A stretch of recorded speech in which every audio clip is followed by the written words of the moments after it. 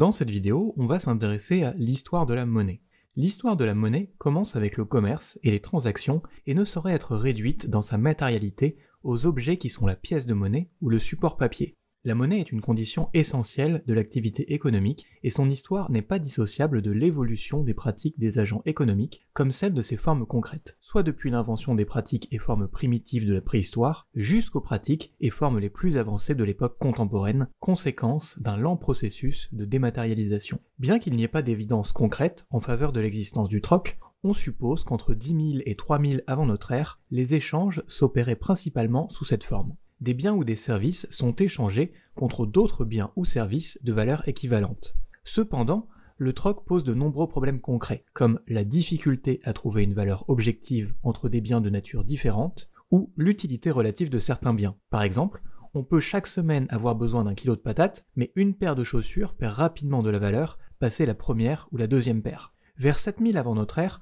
on trouve les premières traces de monnaie de commodité et de reconnaissance de dette. La monnaie de commodité, ou monnaie primitive, est une monnaie dont la valeur est basée sur une marchandise ou un objet dont elle est faite. Elle peut consister en coris, lingots métalliques, blocs de pierre, ceintures de plumes et d'autres choses encore. La monnaie de commodité peut également avoir une valeur ostentatoire comme la monnaie de pierre Yapèze. En ce qui concerne les reconnaissances de dette, la civilisation du Sumer, entre 6000 et 3500 avant notre ère, a développé le système de dette le plus ancien connu à ce jour. Dans ce système de prêts et d'emprunts, les paysans s'endettaient le plus souvent au prix de leur liberté et de celle de leurs enfants, la servitude étant souvent la seule possibilité de rembourser leurs dettes. Néanmoins, pour gérer ce système, les rois sumériens disposaient du droit d'amnistie, annulant régulièrement l'ensemble des dettes et des servitudes associées. On retrouve l'héritage de ce système dans la loi du jubilé de l'ancien Israël, dans le Lévitique, ou dans le Nexum romain. De manière parallèle, d'autres pratiques se développent. Les unités de compte, qui existent depuis plus de 2500 ans, sont souvent dérivées des unités de poids. Par exemple, en Mésopotamie, une unité de compte, le min, est en usage dans l'empire d'Akkad.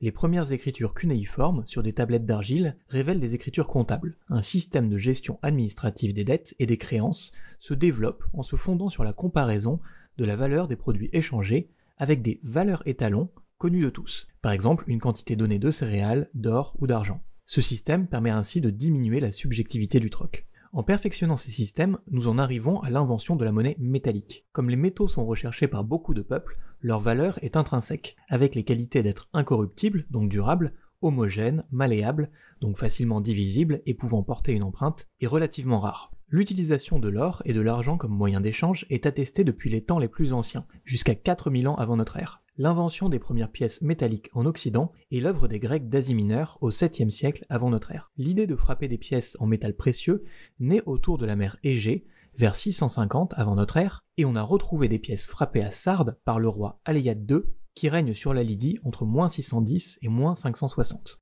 Mais l'inventeur de la monnaie, au sens actuel du terme, est un roi de Lydie, Gygès, le même que dans le récit de Platon, qui en 687 avant notre ère substitue au lingot d'or des morceaux d'électrum, qui est un alliage naturel d'or et d'argent provenant de filons locaux. Ils ont un poids invariable, la même forme, et sont marqués d'un signe authentifiant leur étalonnage. La désacralisation partielle de l'or et sa circulation sous forme de pièces sont d'autant plus facilement acceptées qu'elles permettent de se dégager de ses obligations régulières vis-à-vis des dieux et du temple. Le commerce des prostituées et l'ensemble du commerce local sont bientôt alimentés par ces pièces de monnaie qui se révèlent pratiques et qu'on est à peu près sûr de pouvoir échanger contre tout autre bien disponible à la vente. De manière plus mythologique, Aristote attribue l'invention de la monnaie métallique, ou du moins son introduction dans le monde grec, à la princesse Hermodiké, femme du mythique roi Midas. Suite à l'invention de la monnaie métallique, nous passons à la monnaie papier qui n'a plus de valeur intrinsèque. La monnaie papier a sans doute été introduite par les négociants en thé chinois au début du 7e siècle sous la dynastie Tang.